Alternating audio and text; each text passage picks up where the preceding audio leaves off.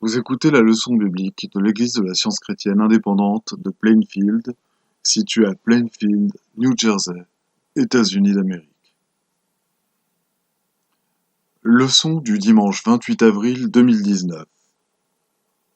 Sujet: période probatoire après la mort.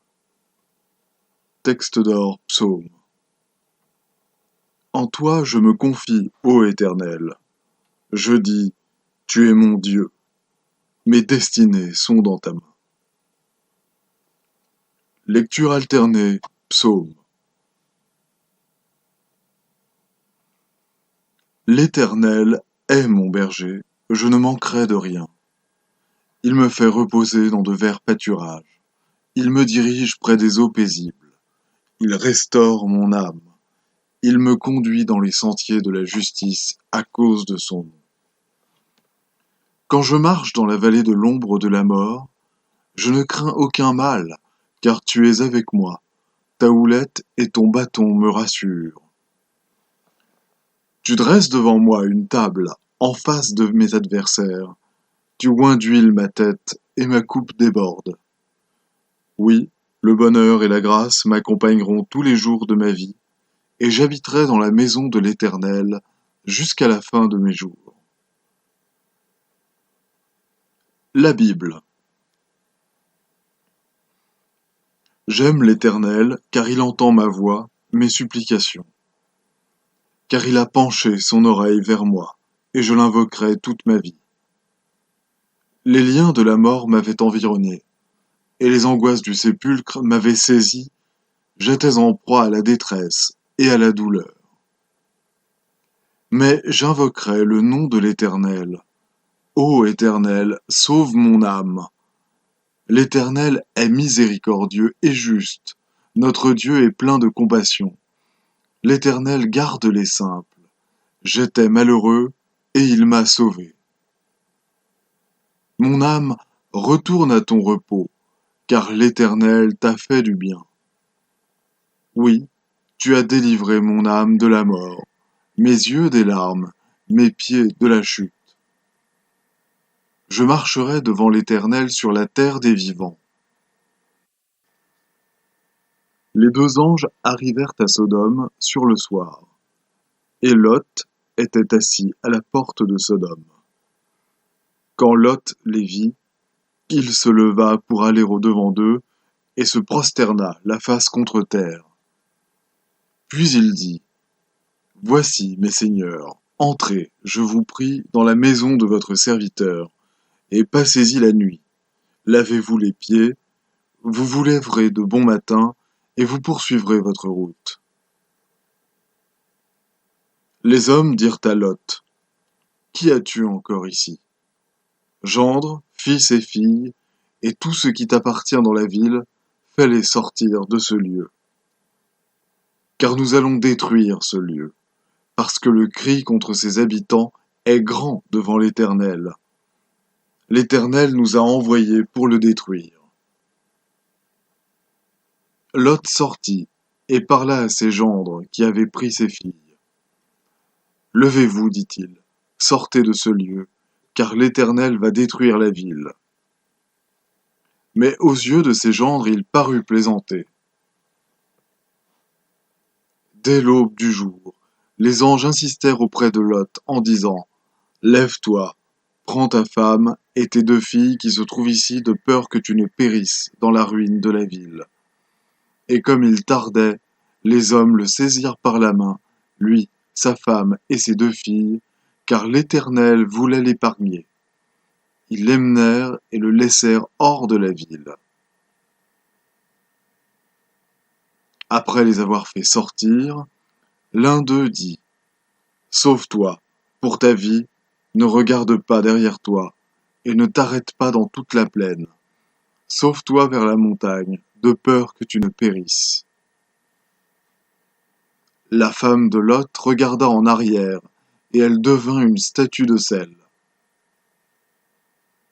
Lot quitta Tsoar pour la hauteur et se fixa sur la montagne avec ses deux filles.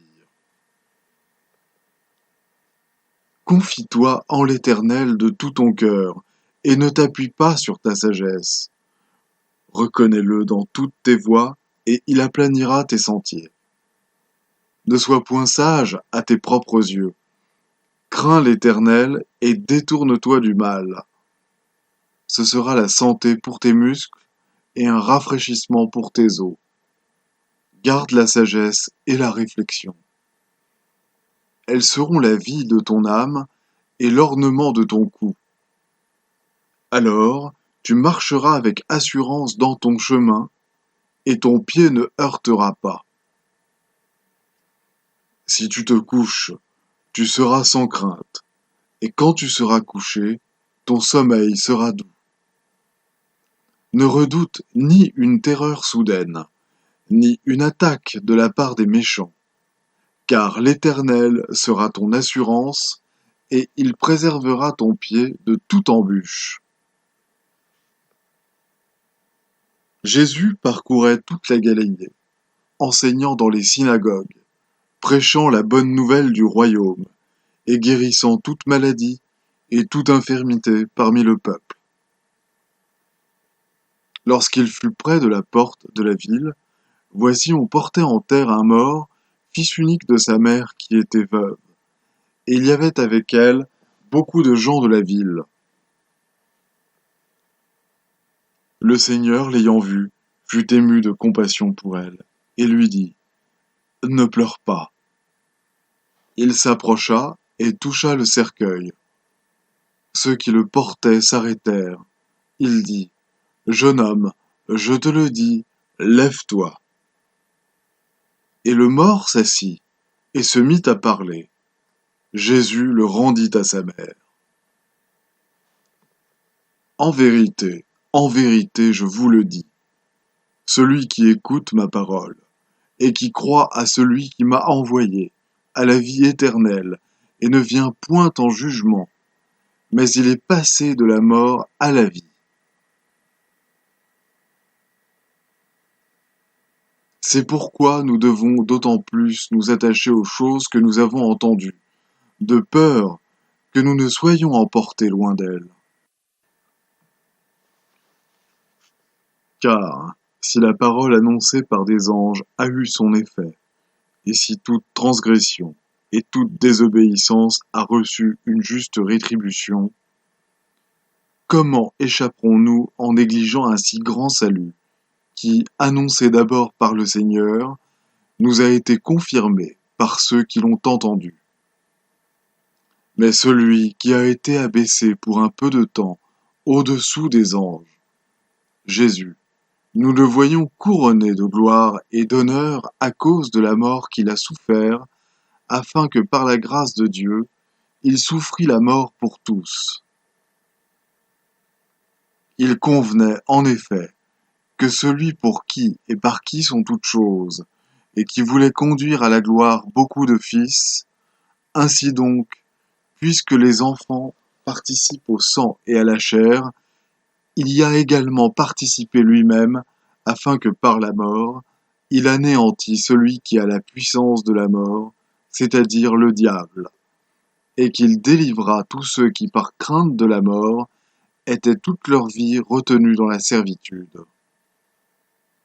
Ô mort, où est ta victoire?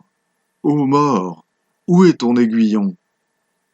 Mais grâce soit rendue à Dieu qui nous donne la victoire par notre Seigneur Jésus-Christ. Ainsi, mes frères bien-aimés, soyez fermes, inébranlables, travaillant de mieux en mieux à l'œuvre du Seigneur, sachant que votre travail ne sera pas vain dans le Seigneur.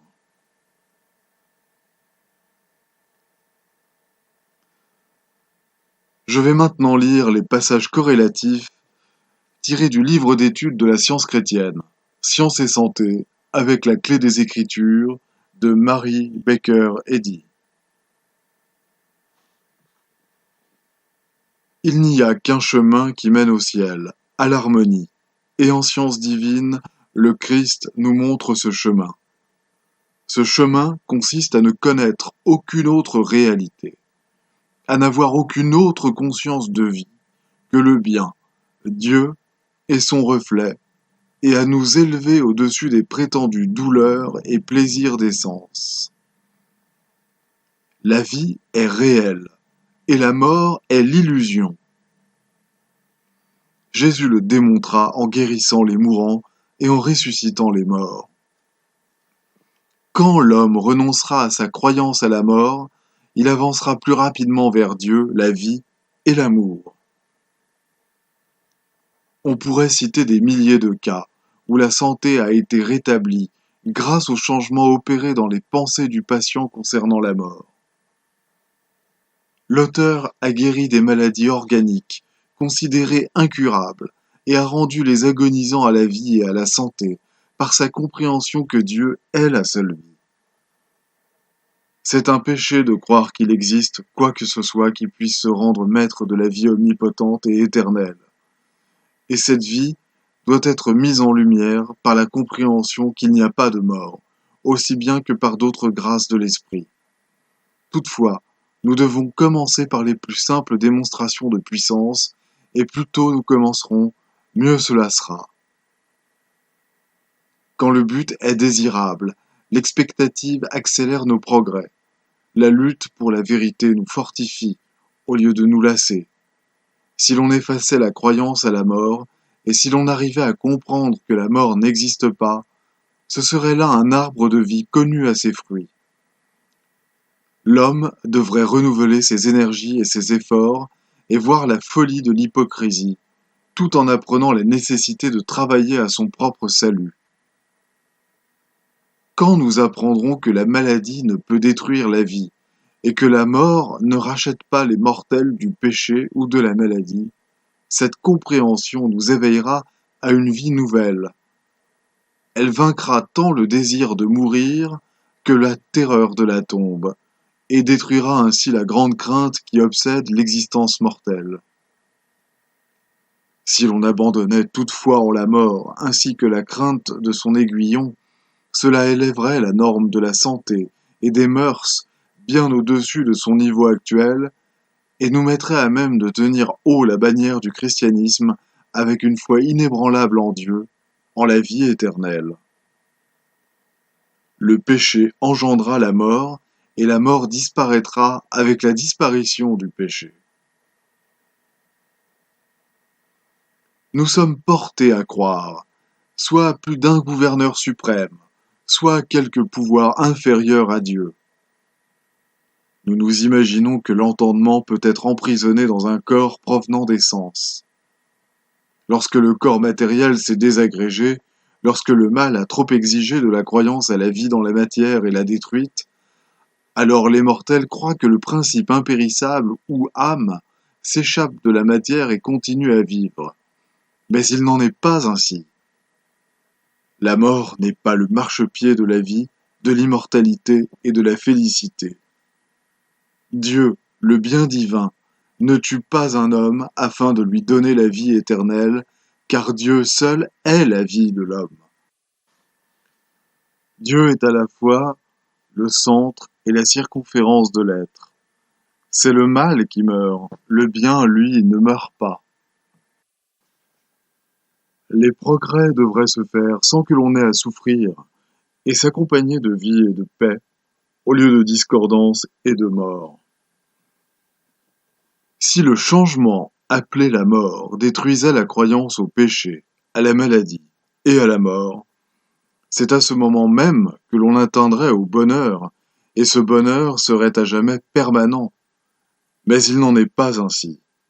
La perfection n'est acquise que par la perfection. Ceux qui sont injustes seront encore injustes, jusqu'à ce que, en science divine, le Christ, la vérité, fasse disparaître toute ignorance et tout péché. C'est une grave erreur de supposer que le péché est pardonné alors qu'on n'y a pas renoncé, que le bonheur peut être réel au sein du péché, que la prétendue mort du corps nous affranchit du péché, et que le pardon de Dieu est autre chose que la destruction du péché. Les mortels ne doivent pas s'imaginer que la croyance à l'expérience de la mort les réveillera à l'être glorifié. Le salut universel repose sur le progrès et le temps d'épreuve, sans lesquels on ne peut l'atteindre.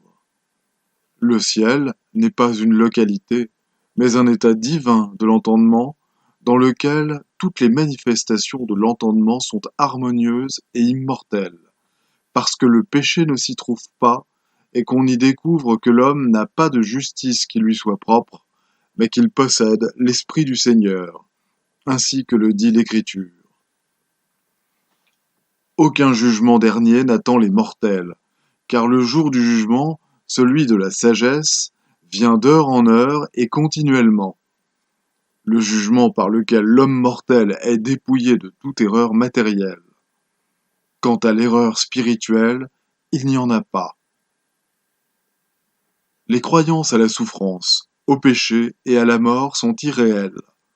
Lorsque la science divine sera universellement comprise, ces croyances n'auront aucun pouvoir sur l'homme, car l'homme est immortel et vit de par l'autorité divine. La joie, exempte de péché, la parfaite harmonie et l'immortalité de la vie, possédant la beauté et la bonté divine illimitée, sans aucune douleur ni aucun plaisir corporel, constitue le seul homme véritable et indestructible dont l'être est spirituel. Cet état d'existence est scientifique et intact, perfection que seuls discernent ceux qui ont la compréhension finale du Christ dans la science divine. La mort ne saurait jamais hâter cet état d'existence, car il faut que la mort soit vaincue, non subie, avant que l'immortalité paraisse. Corrigez la croyance matérielle par la compréhension spirituelle, et l'esprit vous reconstituera. Vous ne craindrez plus à l'avenir qu'une seule chose, c'est d'offenser Dieu. Et vous ne croirez plus jamais que le cœur ou toute autre partie du corps puisse vous détruire. Le rêve de la mort doit être vaincu par l'entendement ici-bas ou dans l'au-delà. La pensée se réveillera de sa propre déclaration matérielle « Je suis mort » pour saisir cette parole claironnante de la vérité. Il n'y a pas de mort, pas d'inaction, d'action morbide, d'action excessive, ni de réaction. Nous pouvons nous élever, et nous nous élèverons finalement, jusqu'à nous prévaloir en tout point de la suprématie de la vérité sur l'erreur, de la vie sur la mort, et du bien sur le mal. Et cette croissance continuera jusqu'à ce que nous parvenions à la plénitude de l'idée de Dieu, et que nous ne craignions plus d'être malades, ni de mourir. Quand je marche dans la vallée de l'ombre de la mort, je ne crains aucun mal. Bien que le chemin soit sombre au sens mortel, la vie et l'amour divin l'illuminent et détruisent l'agitation de la pensée mortelle, la crainte de la mort et la réalité supposée de l'erreur. La science chrétienne, contredisant les sens, fait fleurir et s'épanouir la vallée comme la rose.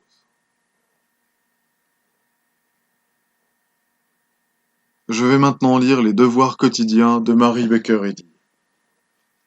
Prière quotidienne. Il sera du devoir de tout membre de cette Église de prier chaque jour. Que ton règne vienne, que le règne de la vérité, de la vie et de l'amour divin soit établi en moi et élimine de moi tout péché, et puisse ta parole enrichir les affections de toute l'humanité et la gouverner. Règles pour les mobiles et les actes. Ni l'animosité, ni un attachement purement personnel ne doivent déterminer les mobiles ou les actes des membres de l'Église mère. Dans cette science, l'amour divin seul gouverne l'homme, et un scientiste chrétien reflète les 12 aménités de l'amour en réprouvant le péché et en manifestant un véritable esprit de fraternité, de charité et de pardon. Les membres de cette Église doivent journellement veiller et prier pour être délivrés de tout mal, pour ne pas prophétiser, juger, condamner, conseiller, influencer ou être influencé d'une manière erronée. Vigilance face aux devoirs. Il sera du devoir de chaque membre de cette Église de se défendre journellement contre la suggestion mentale agressive et de ne pas se laisser entraîner à oublier ou à négliger son devoir envers Dieu, envers son leader et envers l'humanité. Par ses œuvres, il sera jugé et justifié ou condamné.